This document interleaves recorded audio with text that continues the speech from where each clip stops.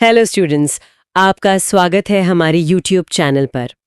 आज हम इस क्लास में पढ़ेंगे उत्तर प्रदेश करंट अफेयर्स जनवरी 2026 से मार्च 2026 तक कंप्लीट, जो आपकी परीक्षाओं में बार बार पूछा जाता है। आप किसी भी सरकारी नौकरी की तैयारी कर रहे हैं तो हमारे चैनल से जरूर जुड़ें। मैं इस क्लास के लिए बहुत एक्साइटेड हूँ। मतलब करंट अफेयर्स हमेशा इतने कंफ्यूज करते हैं ना, तो मुझे लगता है कि ये क्लास रिवीजन के लिए बहुत मददगार होगी। जी बिल्कुल। और आज के इस सेशन में हम काफ़ी सारे इम्पॉर्टेंट फैक्ट्स कवर करने वाले हैं जो एग्जाम्स में सीधे पूछे जा सकते हैं। एकदम सही।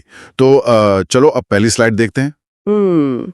स्लाइड पर उत्तर प्रदेश का मैप दिख रहा है। हाँ, और आप देख सकते हैं कि इस मैप में लखनऊ को पॉइंट किया गया है और साथ ही जी के फैक्ट बॉक्स और एमसीक्यू बॉक्स भी दिखाई दे रहे हैं। जी, वो राइट साइड में बने हुए हैं। बिल्कुल। तो पहली जानकारी ये है कि 2026 की गणतंत्र दिवस परेड में यूपी की झांकी को दूसरा स्थान मिला है और इसकी थीम बुंदेलखंड की संस्कृति थी। ओहो, बुंदेलखंड की संस्कृति। हाँ, और दूसरी जानकारी है कि 12 और 13 जनवरी 2026 को क्षेत्रीय एआई इम्पैक्ट कॉन्फ्रेंस लखनऊ में हुई थी।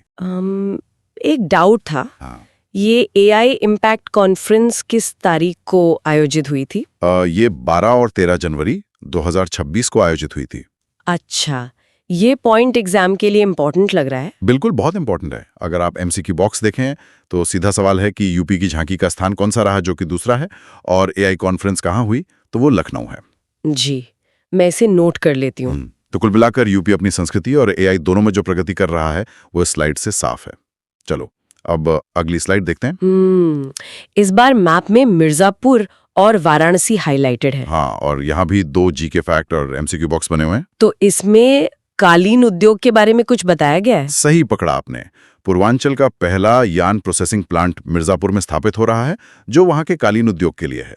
और दूसरा पॉइंट है कि 72वीं राष्ट्रीय वॉलीबॉल टूर्नामेंट का उद्घाटन doctor Sampurnanand sports stadium Varanasi में हुआ। ये वॉलीबॉल टूर्नामेंट कौन से नंबर का संस्करण है? सोर्स के अनुसार ये 72वां यानी कि 72nd संस्करण है। समझ गई। ये पॉइंट एग्जाम के लिए इम्पोर्टेंट लग रहा है। एकदम सही कहा। एमसीक्यू बॉक्स में भी यही रिवाइज कराया गया है कि यान प्लांट मिर्जापुर में है और वॉलीबॉल टूर्नामेंट वाराणसी में है। जी, ये लोकेशंस काफी अहम हैं। बिल्कुल। तो ये मिर्जापुर और वाराणसी के औद्योगिक और खेल विकास की बात हो गई। चलो अब अगली स्लाइड देखते हैं। इस मैप में तो कानपुर को हाईलाइट किया गया है। हाँ, और साथ में 3D एमसीक्यू बॉक्स भी बने हुए हैं। और ये किसी रोबोट की बात हो रही है क्या यहाँ? जी, भारत का पहला स्वदेशी 4 पैरों वाला मतलब 4 लेग्ड रोबोट, जिसका नाम स्कॉर्प है, वो कॉनेक्स टेरा रोबोटिक्स और आईआईटी कानपुर द्वारा विकसित किया गया है। इस रोबोट को बनाने में किस संस्थान का योगदान है? इसे आईआईटी कानपुर और कॉनेक्स टेरा रोबोटिक्स ने मिलकर बनाया है। अच्छा, और नीचे नीति आयोग का भी कुछ डेटा है? हाँ, नीति आयोग के निर्यात तैयारी सूचकांक 2024 में यूपी को 4था स्थान मिला है। ये पॉइंट एग्जाम के लिए इम्पोर्टेंट लग रहा है। बहुत इंपॉर्टेंट है।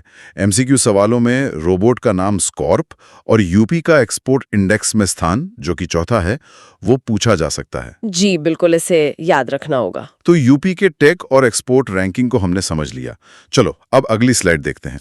यहाँ मैप में प्रयागराज और लखनऊ के लोकेशंस मार्क किए गए हैं। हाँ, तो पहली जानकारी प्रयागराज के माघ मेले के बारे में है।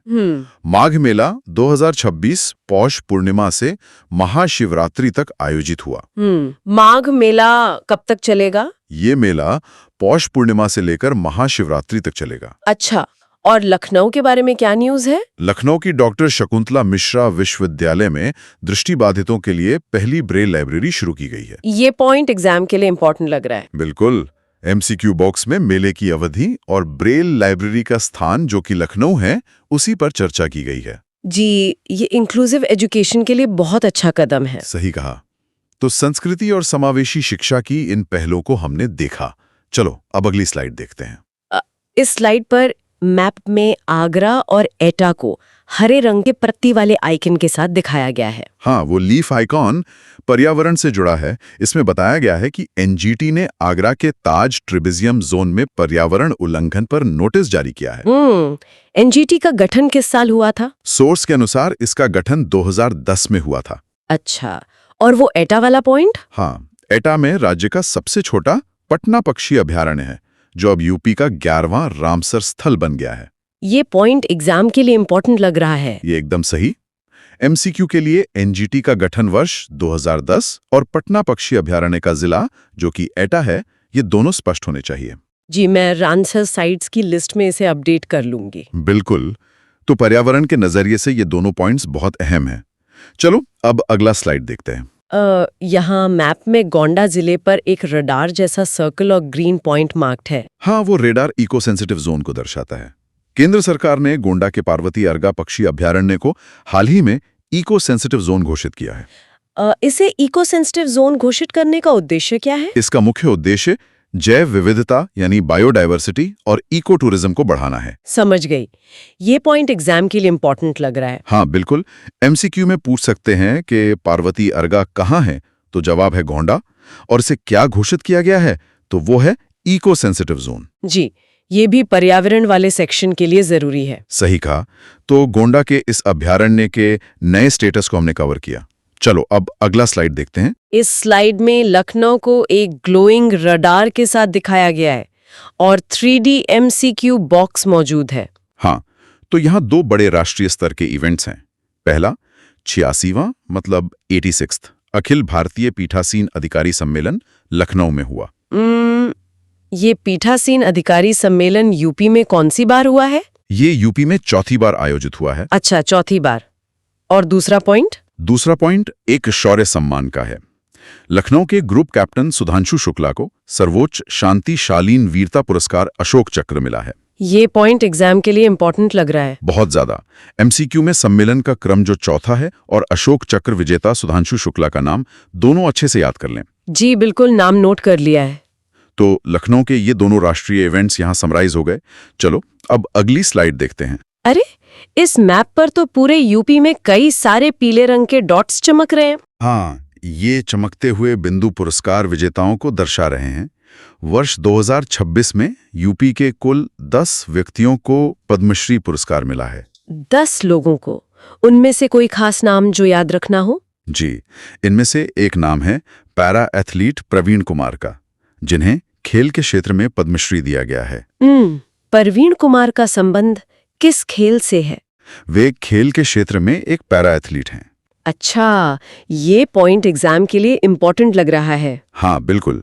एमसीक्यू के लिए याद रखें कि यूपी के पद्मश्री विजेता कुल 10 हैं और प्रवीण कुमार का क्षेत्र पैरा एथलेटिक्स है। जी, ये खेल और पुरस्कार दोनों के लिए अहम है। सही कहा। तो ये पद्म सम्मान का एक छोटा सा स्टैटिस्टिक्स था। चलो अब अगली स्लाइड देखते हैं। इस मैप में मेरठ और वाराणसी मार्क किए गए हैं। हाँ, वाराणसी से जुड़ी खबर यह है कि सुश्री एन राजम को संगीत कला में योगदान के लिए पद्म विभूषण मिला है। सुश्री एन राजम जी को किस क्षेत्र में योगदान के लिए यह सम्मान मिला? उन्हें संगीत कला में योगदान के लिए पद्म विभूषण दिया गया है। अच्छा, और मेरठ को क्यों मार्क किया है? क्योंकि चौधरी चरण सिंह विश्वविद्यालय मेरठ अब भारत का पहला AI सक्षम यानी AI इनेबल्ड विश्वविद्यालय बनेगा। ओहो, पहला AI सक्षम विश्वविद्यालय। ये पॉइंट एग्जाम के लिए इंपॉर्टेंट लग रहा है। बिल्कुल। एमसीक्यूज में एन राजम का क्षेत्र जो संगीत कला है और पहला AI विश्वविद्यालय जो मेरठ में है, ये सवाल आ सकते हैं। जी, दोनों पॉइंट्स एकदम क्लियर है। तो कला और AI शिक्षा की ये महत्वपूर्ण उपलब्धियां थी। चलो अब अगली स्लाइड देखते हैं। यहाँ मैप के ऊपर राम मंदिर का ग्राफिक बना है और फिरोजाबाद तथा अयोध्या के लोकेशंस हाइलाइटेड है। हाँ, तो फिरोजाबाद, जिसे हम कांच नगरी कहते हैं, वहां भारत का पहला ग्लास म्यूजियम बनेगा। अच्छा, और अयोध्या वाले पॉइंट में क्या है? अयोध्या में 200 वर्ष पुरानी रामचरितमानस की एक बहुत ही दुर्लभ पांडुलिपि मिली है जो देवनागरी लिपि में लिखी गई है। अयोध्या में मिली ये पांडुलिपि किस लिपि में लिखी गई है? ये देवनागरी लिपि में लिखी गई है। समझ गई। ये पॉइंट एग्जाम के लिए इंपॉर्टेंट लग रहा है। एकदम सही।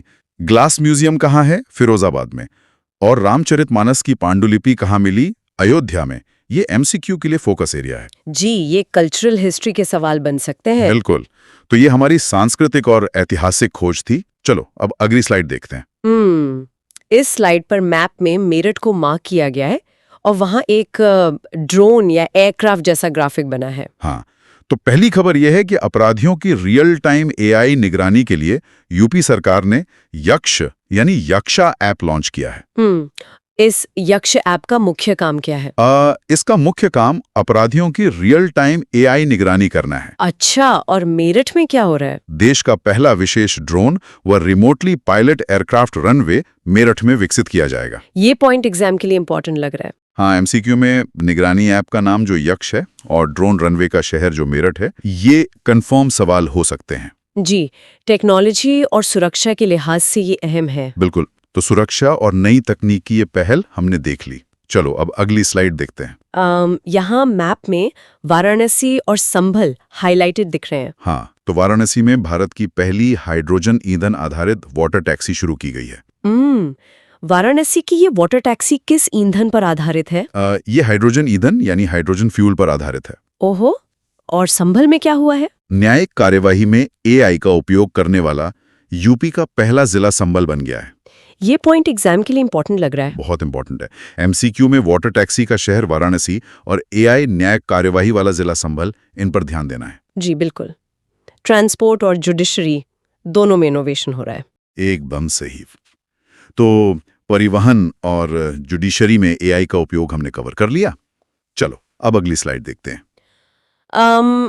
पूरे यूपी मैप पर चमकते हुए या ग्लोइंग पॉइंट्स हैं और मथुरा को खास तौर पर पॉइंट किया गया है।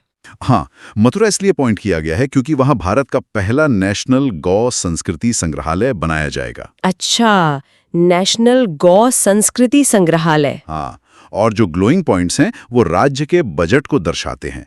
वित्तीय वर्ष 2026-27 का यूपी बजट 9,16,996.35 करोड़ रुपए है, जिसमें 12.9% की वृद्धि हुई है। इस बार के यूपी बजट में पिछले वर्ष की तुलना में कितने प्रतिशत की वृद्धि हुई है? इसमें 12.9% यानी 12.9% की वृद्धि हुई है। ये पॉइंट एग्जाम के लिए इंपॉर्टेंट लग रहा है। बिल्कुल। एमसीक्यू के लिए गौ संस्कृति संग्रहालय मथुरा में है और बजट वृद्धि 12.9% है, ये स्पष्ट होना चाहिए। जी, बजट के आंकड़े तो हमेशा ही पूछे जाते हैं। हाँ, तो ये बजट डेटा और संग्रहालय की जानकारी थी। चलो अब अगली स्लाइड देखते हैं। इस बार प्रयागराज और ग्रेटर नोएडा को मैप पर हाईलाइट किया गया है। हाँ, प्रयागराज के श्रृंगवीरपुर में निषादराज गुहा सांस्कृतिक केंद्र स्थापित किया गया है। अच्छा, और ग्रेटर नोएडा की क्या खबर है? ग्रेटर नोएडा में यूपी का पहला सेमीकंडक्टर पार्क स्थापित किया जा रहा है, जो कि HCL और फॉक्सकॉन के सहयोग से बन रहा है। ये सेमीकंडक्टर पार्क किन कंपनियों के सहयोग से बन रहा है? ये HCL और फॉक्सकॉन के सहयोग से स्थापित किया जा रहा है। समझ गई। ये पॉइंट एग्जाम के लिए इंपॉर्टेंट लग रहा है। एकदम सही। एमसीक्यू में सांस्कृतिक केंद्र प्रयागराज में है और सेमीकंडक्टर पार्क ग्रेटर नोएडा में है, ये दोहराया जा सकता है। जी, इंडस्ट्री और कल्चर दोनों का बैलेंस दिख रहा है यहाँ। बिल्कुल। तो संस्कृति और भारी निवेश का ये कॉम्बिनेशन हमने देख लिया। चलो अब अगली स्लाइड देखते हैं। मैप में गोरखपुर जिले को पॉइंट किया गया है। हाँ, तो साहित्य के क्षेत्र में एक बड़ी खबर है।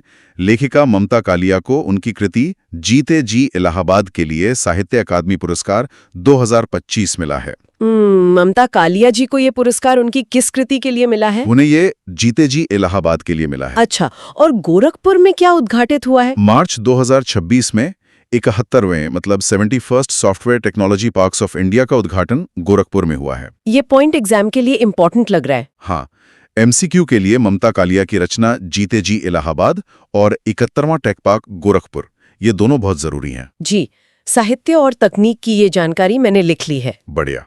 तो इन दोनों पॉइंट्स को हमने समेट लिया है। चलो अब अगली स्लाइड देखते हैं। इस मैप पर एक ऐतिहासिक किले और एयरपोर्ट के ग्राफिक्स दिख रहे हैं जो बांदा और ग्रेटर नोएडा के पास हैं। हाँ, बांदा का जो ऐतिहासिक कालिंजर किला है उसे राष्ट्रीय भू विरासत स्थल यानी जियो हेरिटेज साइट घोषित किया गया है। ये कालिंजर किला किस जिले में स्थित है? ये बांदा जिले में स्थित है। अच्छा, और वो एयरपोर्ट वाला पॉइंट?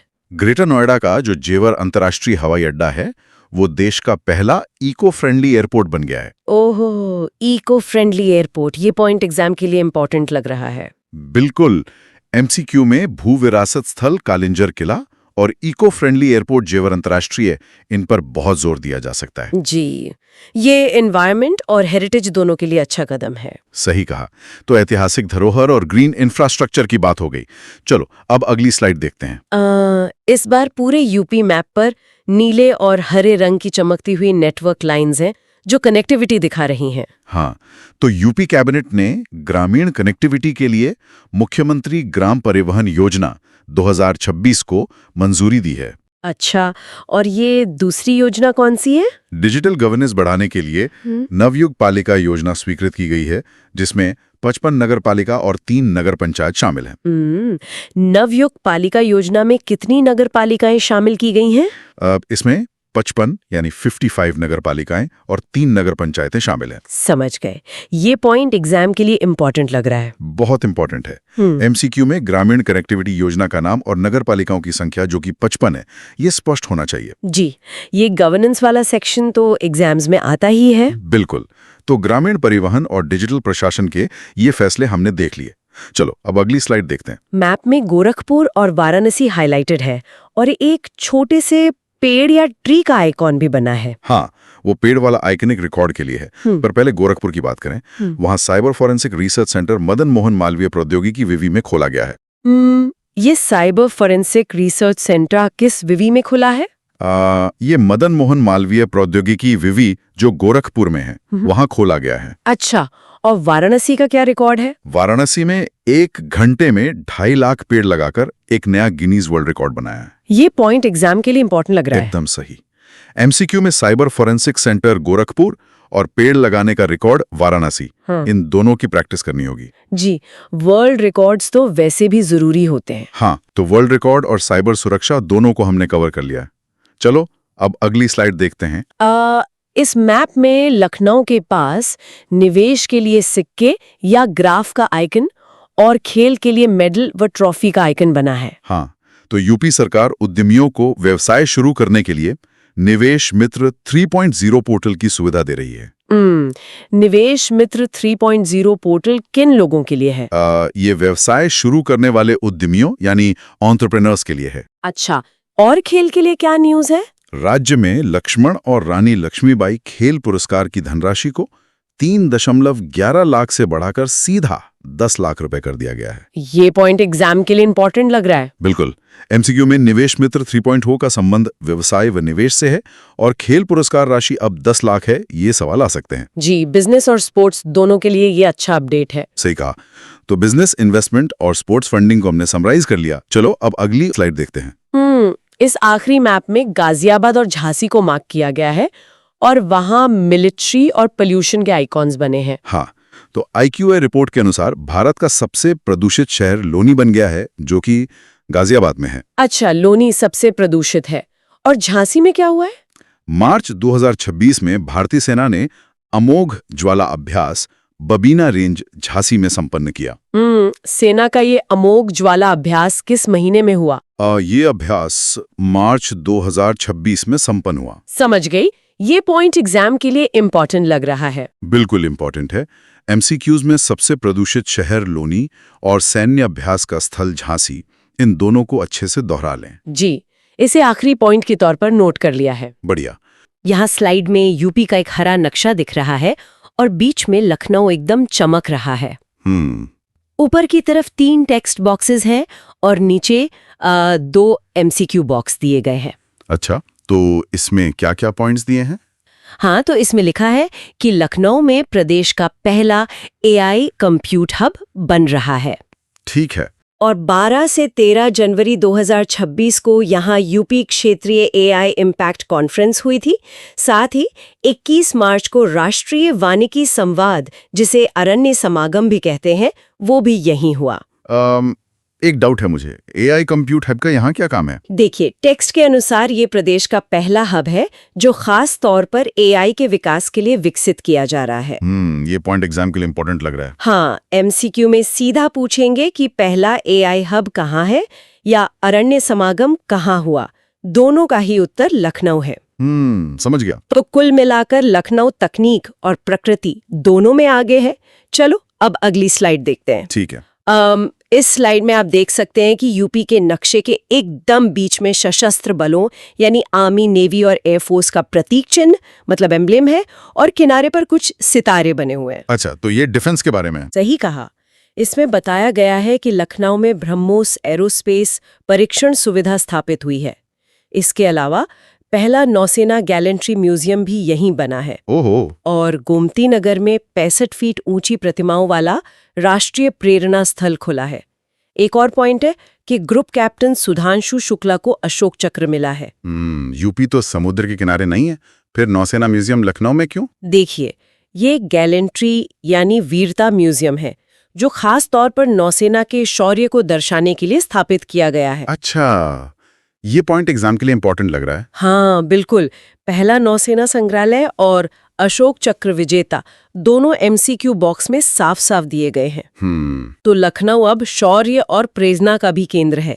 चलो अब अगली स्लाइड की तरफ बढ़ते हैं जी। तो यहाँ नक्शे के ऊपर पानी की एक नीली लहर दिख रही है और उसके पास एक सुनहरी ट्रॉफी बनी है। मतलब स्पोर्ट्स और पानी का कुछ कनेक्शन है? हाँ, इसमें लिखा है कि वाराणसी में भारत की पहली हाइड्रोजन ईंधन आधारित वाटर टैक्सी शुरू हुई है। अरे वाह। और जनवरी 2026 में 72वीं राष्ट्रीय volleyball tournament doctor Sampurnanand stadium में आयोजित हुई। एक और फैक्ट है कि संगीत कला के लिए सुश्री एन राजम को पद्म विभूषण मिला है। एक बात बताइए, क्या ये वाटर टैक्सी प्रदूषण कम करेगी? हाँ बिल्कुल, क्योंकि इस स्लाइड के अनुसार ये हाइड्रोजन ईंधन पर आधारित है। ये पॉइंट एग्जाम के लिए इंपॉर्टेंट लग रहा है। एकदम सही। हाइड्रोजन टैक्सी और वॉलीबॉल टूर्नामेंट के स्टेडियम यानी संपूर्णानंद स्टेडियम, इन पर एमसीक्यू बनते हैं। रट लेंगे इसे। तो वाराणसी संस्कृति के साथ साथ स्पोर्ट्स और इको फ्रेंडली ट्रांसपोर्ट में भी नंबर 1 है। चलो अब अगली स्लाइड देखते हैं। ठीक है, देखते हैं। इस स्लाइड में एक चरखा बना हुआ है और साथ में एक हरी पत्ती बनी है। चरखा मतलब खादी से जुड़ा है? हाँ, पहला पॉइंट है कि वाराणसी में 1 घंटे में 2.5 लाख पेड़ लगाकर गिनीज वर्ल्ड रिकॉर्ड बना है। 2.5 लाख पेड़, गजब है। बिल्कुल। और यहीं खादी फॉर नेशन के तहत पहला खादी प्लाजा भी बनेगा। अच्छा। इसके अलावा मिर्जापुर में कालीन उद्योग के लिए पहला यान यानी धागा प्रोसेसिंग प्लांट स्थापित हुआ है। हाँ, मिर्जापुर वाले प्लांट से किसे फायदा होगा? स्रोत के अनुसार ये खास तौर पर वहां के कालीन यानी कारपेट उद्योग के लिए है। समझ गया। ये पॉइंट एग्जाम के लिए इंपॉर्टेंट लग रहा है। हाँ, पहला खादी प्लाजा जो कि वाराणसी में है और पूर्वांचल का पहला यान प्लांट मिर्जापुर में, ये एग्जाम के सीधे सवाल हैं। तो पर्यावरण और स्थानीय उद्योगों को बढ़ावा देने के ये बेहतरीन कदम है। सांस्कृतिक विकास को देखने के लिए चलो अब अगली स्लाइड देखते हैं। ठीक है। इस नक्शे के ऊपर एक खुली हुई पुरानी किताब है और एक नीली लहर बनी है। इतिहास के पन्ने। हाँ, प्रयागराज में माघ मेला 2026 आयोजित हुआ जो पौष पूर्णिमा से महाशिवरात्रि तक चला। अच्छा। दूसरा पॉइंट, प्रयागराज के ही श्रृंगवेरपुर में निषाद राज गुहा सांस्कृतिक केंद्र बना है और अयोध्या में देवनागरी लिपि में लिखी रामचरितमानस की 200 साल पुरानी पांडुलिपि मिली है। अयोध्या में मिली ये पांडुलिपि किस लिपि में लिखी गई है? स्लाइड में साफ लिखा है कि ये देवनागरी लिपि में है। ये पॉइंट एग्जाम के लिए इंपॉर्टेंट लग रहा है। बिल्कुल। निषाद राज गुहा केंद्र की स्थापना और 200 वर्ष पुरानी पांडुलिपि के शहर यानी अयोध्या पर पक्के एमसीक्यूज हैं। नोट कर लिया। तो आस्था के केंद्रों पर इतिहास के पन्ने फिर से खुल रहे हैं। चलो अब अगली स्लाइड देखते हैं। चलिए। इस स्लाइड में नक्शे पर एक ड्रोन बना है जो एक विश्वविद्यालय जैसी इमारत के ऊपर उड़ रहा है। ड्रोन और यूनिवर्सिटी, अच्छा कॉम्बिनेशन है। हाँ, टेक्स्ट के मुताबिक मेरठ का चौधरी चरण सिंह विश्वविद्यालय भारत का पहला AI सक्षम विश्वविद्यालय बनेगा। अरे वाह। और मेरठ में ही विशेष ड्रोन, एयरक्राफ्ट, रनवे और लॉजिस्टिक क्लस्टर भी बना है।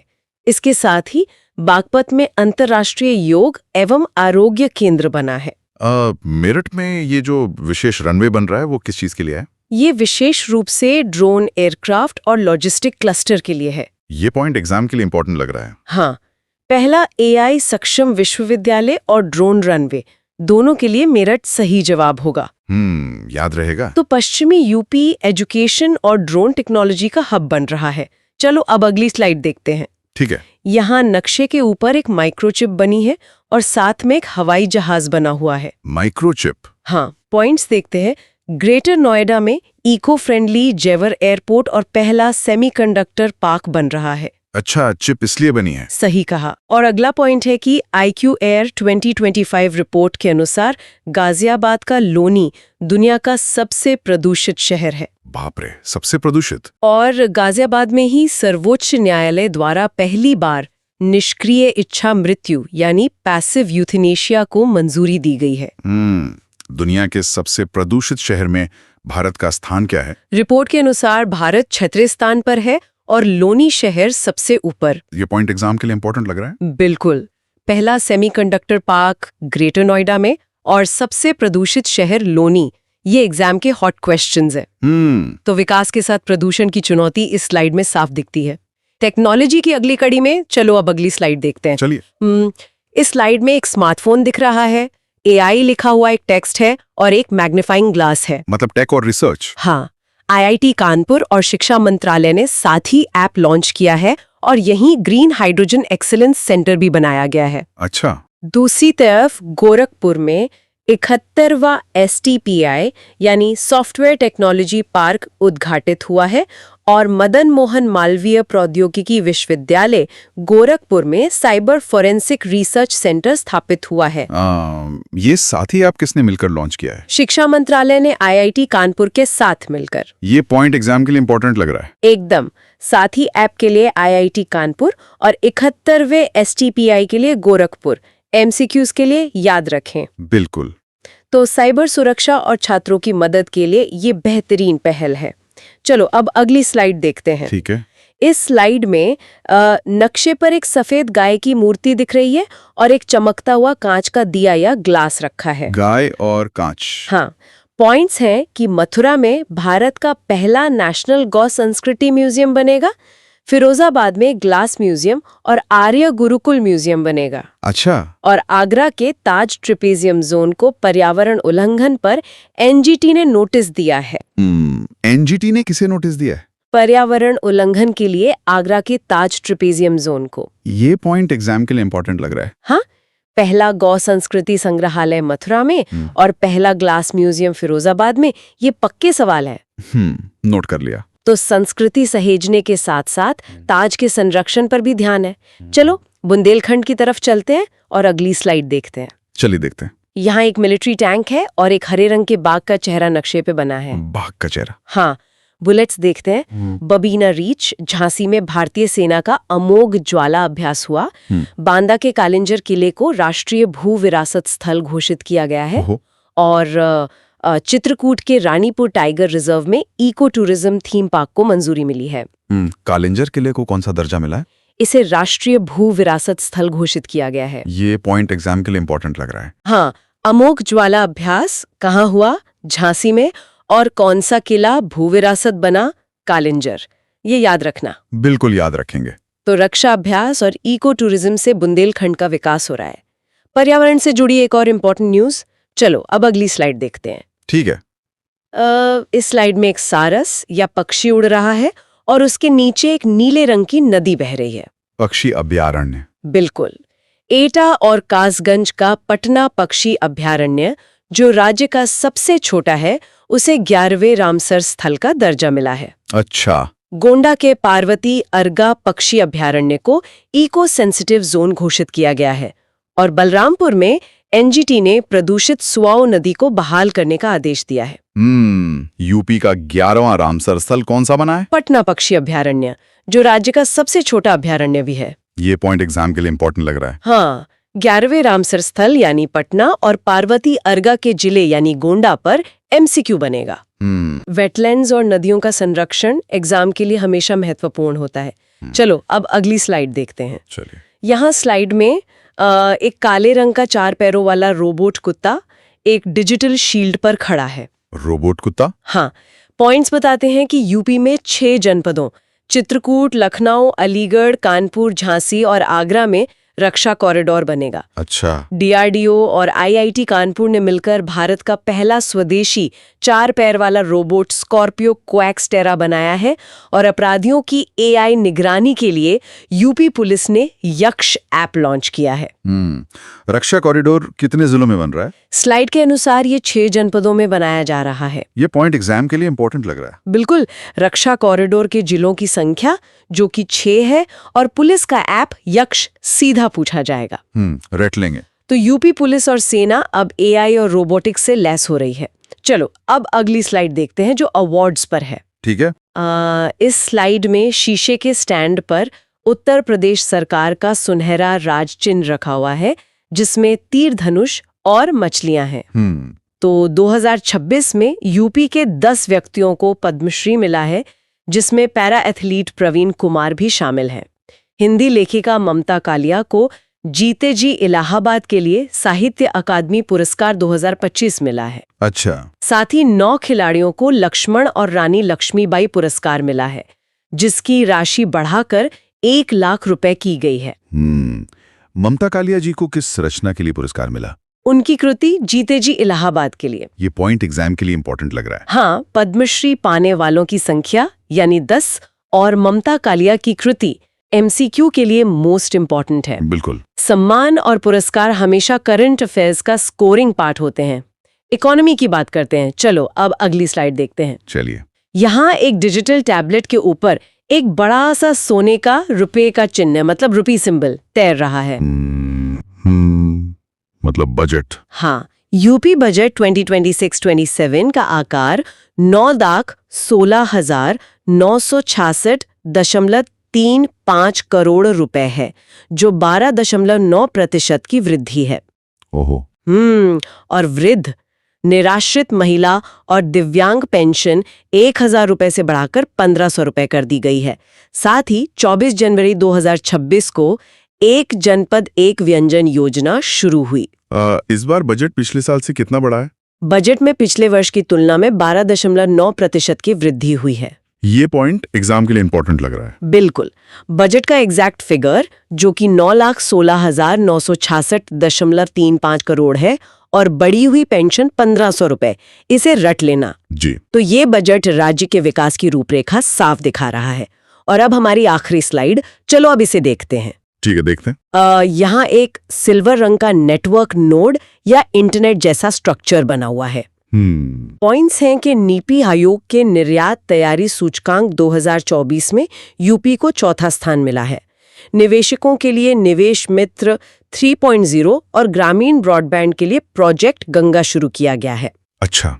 और सिख समुदाय के लिए आनंद विवाह पंजीकरण नियमावली 2026 को मंजूरी मिली है। ग्रामीण इलाकों में इंटरनेट के लिए कौन सा प्रोजेक्ट शुरू हुआ है? ग्रामीण ब्रॉडबैंड के लिए प्रोजेक्ट गंगा शुरू किया गया है। ये पॉइंट एग्जाम के लिए इंपॉर्टेंट लग रहा है। हाँ, निर्यात सूचकांक में यूपी की रैंक 4थी है और प्रोजेक्ट गंगा के उद्देश्य पर सवाल जरूर बनेंगे। तो डिजिटल कनेक्टिविटी और ईज ऑफ डूइंग बिजनेस में यूपी तेजी से आगे है। बिल्कुल। ये सभी तथ्य सिर्फ रटने के लिए नहीं है बल्कि ये सोचने के लिए है कि कैसे एक राज्य कृषि से लेकर एआई, ड्रोन और साइबर सिक्योरिटी तक का सफर तय कर रहा है। इन योजनाओं का जमीनी असर कैसा होगा, इस पर खुद भी विचार करें। एकदम सही बात है। इस बेहतरीन क्लास के लिए बहुत बहुत धन्यवाद। आप सभी श्रोताओं से भी कहूंगा कि इन सभी पॉइंट्स का अच्छे से रिवीजन कर लें ताकि एग्जाम में कोई कंफ्यूजन ना रहे। तो मिलते हैं अगले डीप डाइव में।